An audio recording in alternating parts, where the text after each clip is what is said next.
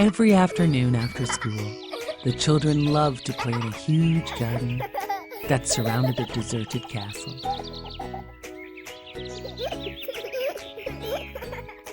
They loved to play there.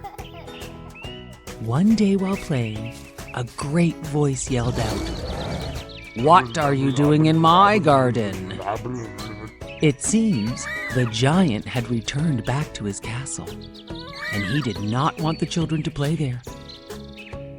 He shouted at them and told them to leave and never come back. They all ran away as fast as they could. The giant then built a huge spiked fence around his garden, so none of the children could ever get in. The giant put a large gate in the fence with a sign that said, "Keep out," in big black letters. The children would pass by and look sadly at their favorite place to play. They really missed playing in the beautiful garden. Soon fall and winter came and covered everything in snow and frost. The giant looked out his castle window at his snow-covered garden and wished for spring to come. Spring did come, everywhere except in the giant's garden. The snow and frost were thrilled to have a place to stay forever. One morning, the giant was lying awake in bed when he heard a bird singing. He leapt from his bed to look out the window. His whole garden was in spring bloom. The snow and frost were finally gone. Then he noticed all the children playing in his garden. You see, they had snuck into the garden through a hole in the wall, and spring had followed them in. One little boy was crying because he could not climb the trees like all the other children. He was just too small to reach. The giant helped the small boy to the top of the tree.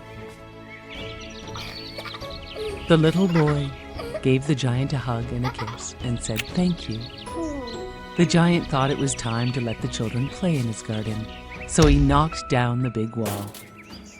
The children played every day in the giant's beautiful garden.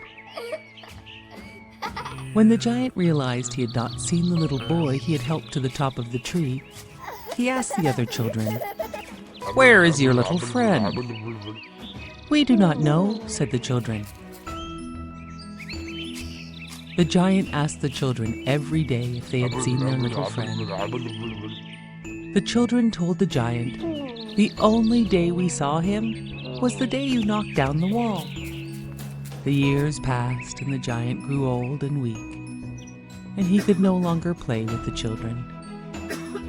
One cold winter morning, he was looking out the window, and he noticed the most beautiful tree he had ever seen. Wow!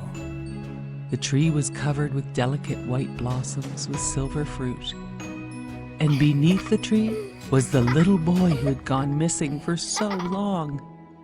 "He's come back at last," said the giant joyfully. Forgetting how old and weak he was, the giant rushed down the castle stairs and hurried across the garden. But as he neared closer towards the little boy, he saw bruises and cuts and nail marks in his hands and feet. "Who has hurt you?" asked the giant. "As old and feeble as I am, I will kill the people who have done this to you." The small child smiled gently and said, "Hush, don't be angry, but come with me." "Who are you?" whispered the giant, falling to his knees. "A long time ago, you let me play in your garden," the child replied. "Now, I want you to come and play in my garden. It is called Paradise."